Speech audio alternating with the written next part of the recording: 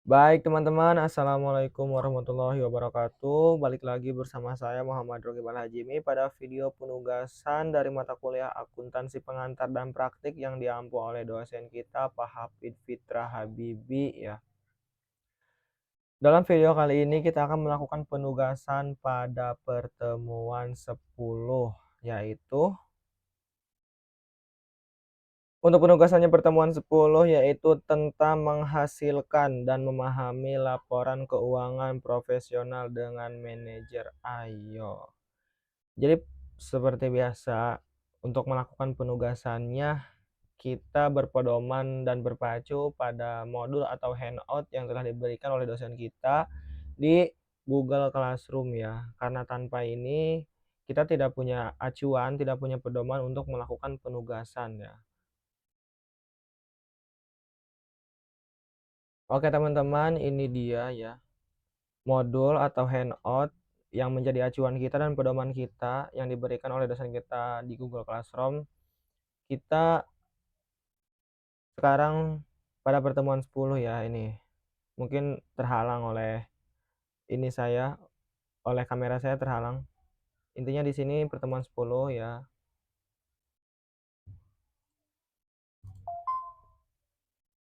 Kita di sini akan membacakan pembukaannya terlebih dahulu. Prakata, dari benang data menjadi permadani cerita. Selamat datang kembali para direktur dan analisis PT Keuangan. Selamat datang kembali para direktur dan analisis keuangan PT Kainu Retailindo. Selama 9 pertemuan, kita telah bekerja di ruang mesin. Kita telah menambang data mentah dari setiap aktivitas bisnis, memilahnya dengan bagan akun, menimbangnya dengan aturan debit dan kredit, dan memurnikannya dengan jurnal penyesuaian. Gudang data kita kini penuh dengan informasi yang akurat dan terverifikasi. Namun, data mentah seakurat apapun tidak akan berguna bagi seorang CEO, investor, atau manajer bank jika disajikan dalam bentuk jurnal atau buku besar. Mereka tidak punya waktu untuk membaca ribuan baris transaksi.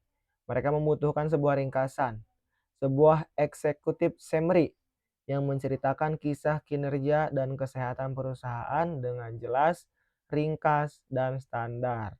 Ringkasan inilah yang kita sebut laporan keuangan.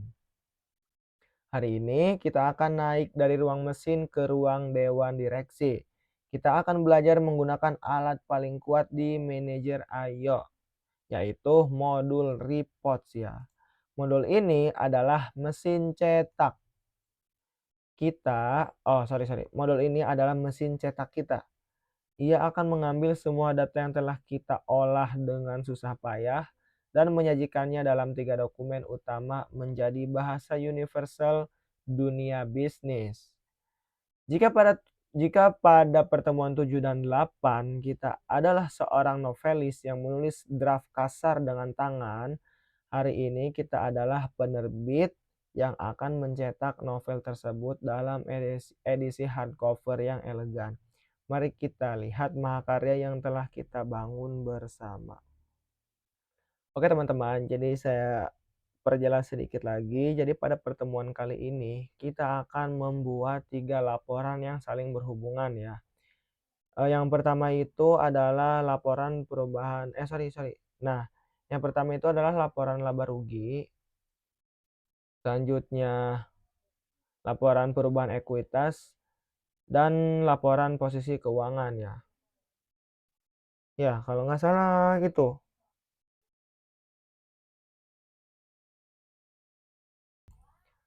Iya betul teman-teman, 3 laporan ini dia. Yang pertama itu menghasilkan kinerja, yaitu laporan laba rugi. Setelah itu dijembatani dengan laporan perubahan ekuitas. Setelah itu laporan posisi keuangan. Jadi kita akan membuat atau mencetak ya, ibaratnya mencetak karena kalau membuat itu kan kita merakit ya. Ini tuh akan mencetak laporan dari proses kita dari pertemuan 1 ya. Ketiga laporan ini saling berhubungan ya.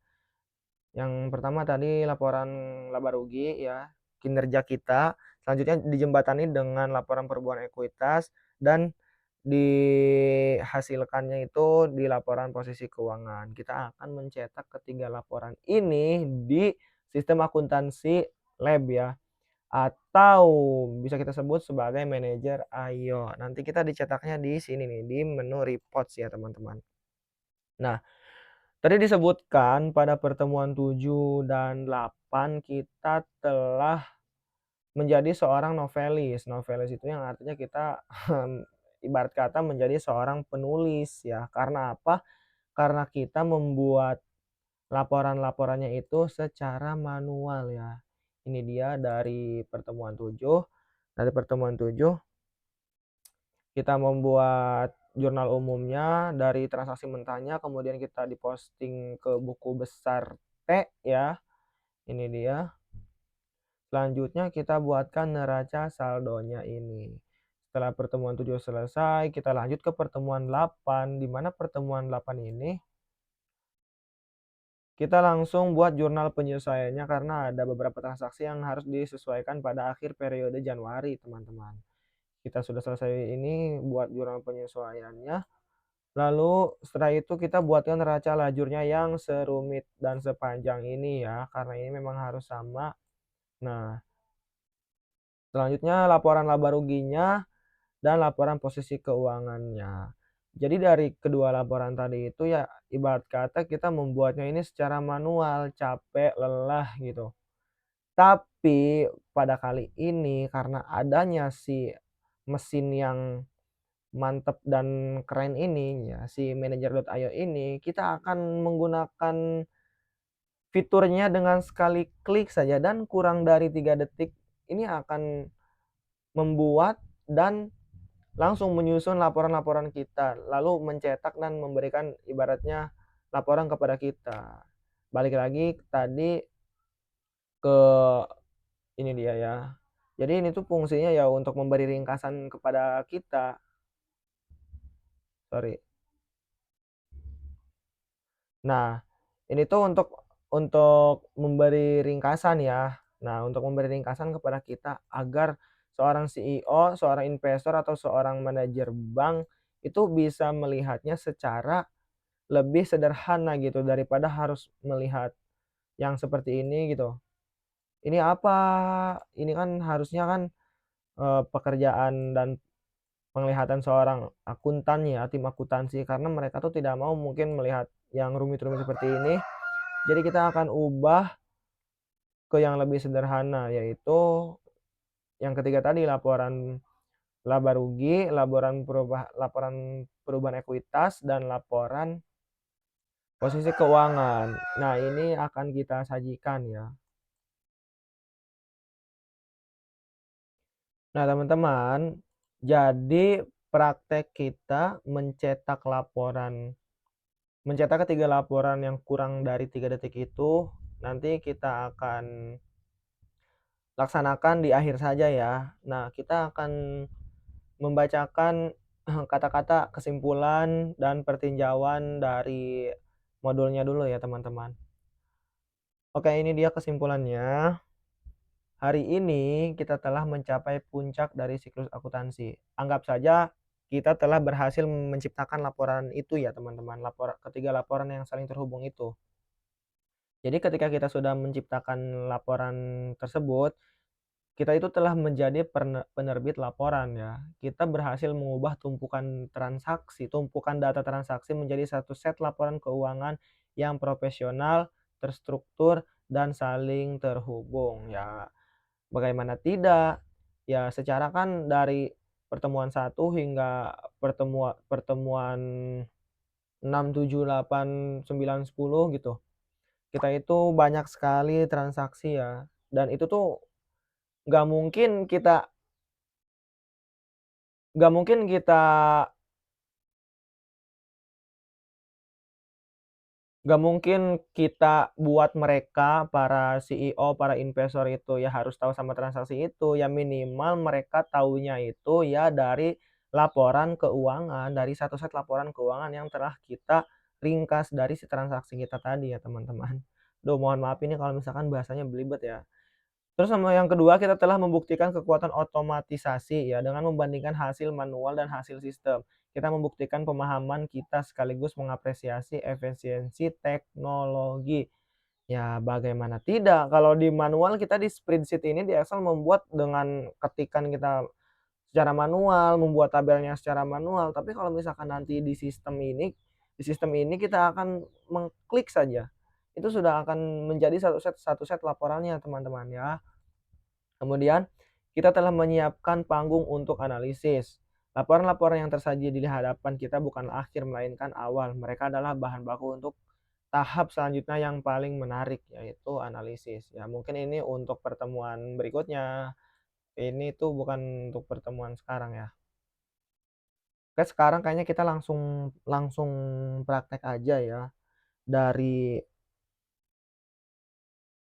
sistemnya ini ya. Yang pertama itu kita buka tab reports di sini teman-teman. Nah, reports. Nah, setelah itu, nah di financial statement ini, nah kita akan membuatnya di sini ya. Ini financial statement ini kita akan menggunakan tab yang pertama profit and loss statement, yang kedua balance sheet, dan yang ketiga statement of change in equity ya. Nah, atau kalau di bahasa Indonesia kan itu yang pertama kita buat laporan laba rugi dulu. Oke, kita buat laporan laba rugi dulu. Nah, laporan laba ruginya kita buat di sini aja. Bisa di sini sebenarnya atau bisa di sini juga. Tapi kita yang mana aja dah, yang ini. Oke. Nah, tanggalnya itu dari tanggal 1 Januari ya sampai tanggal 29 Februari 2024. Nah, iya. Dari tanggal Januari, dari tanggal 1, sudah benar, 11/1/24 sampai tanggal 29 Februari 2024.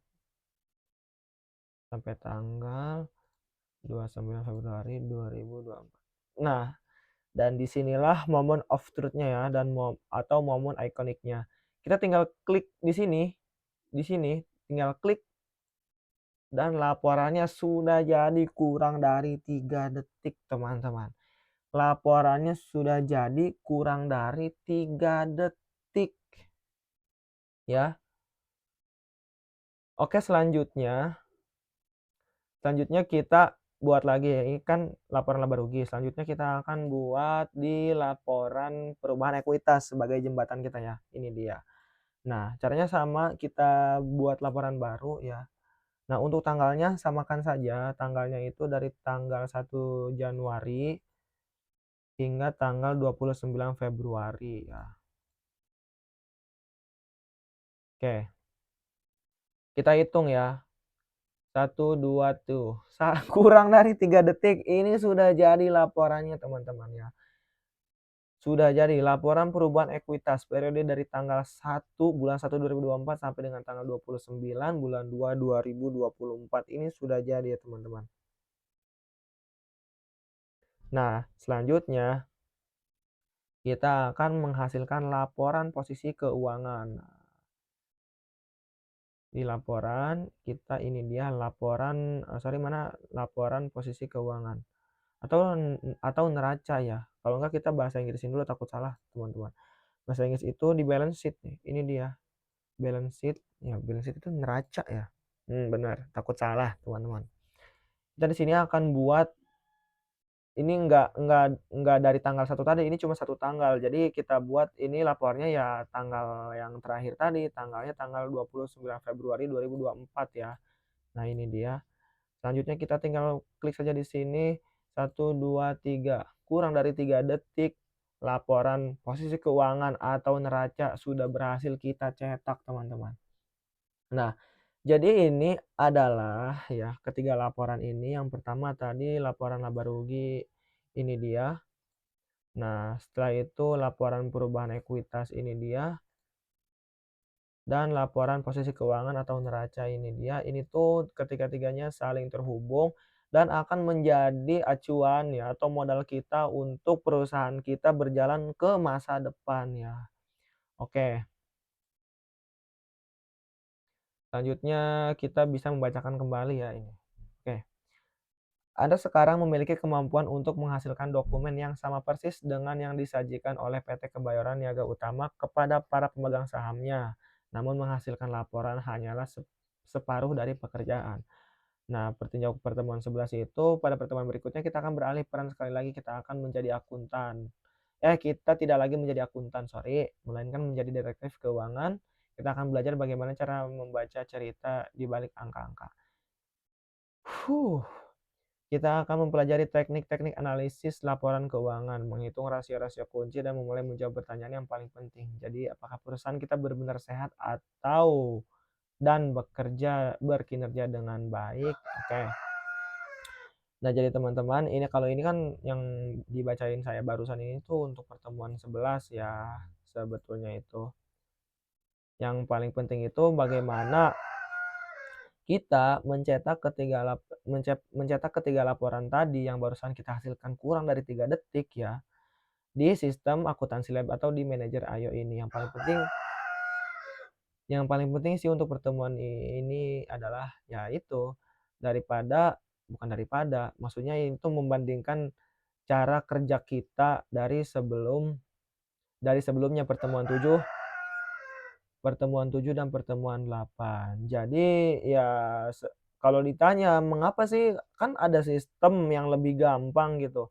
Tapi kalau di pertemuan 7 dan pertemuan 8 mengapa kita harus membuat capek-capek manual seperti ini? Ya kesimpulannya itu ya kita juga harus tahu proses manualnya gitu, kita harus mengerti karena kita juga harus bisa sendiri. Nah jadi ketika kita membuat secara otomatis di lab ini ya setidaknya kita sudah tahu karena sudah pernah membuat secara manual di spreadsheet ini teman-teman. Oke baik, hanya itu yang dapat saya sampaikan pada pertemuan kali ini, banyak kurangnya dan mohon dimaafkan ya teman-teman. Wabillahi taufiq wal hidayah, wassalamualaikum warahmatullahi wabarakatuh.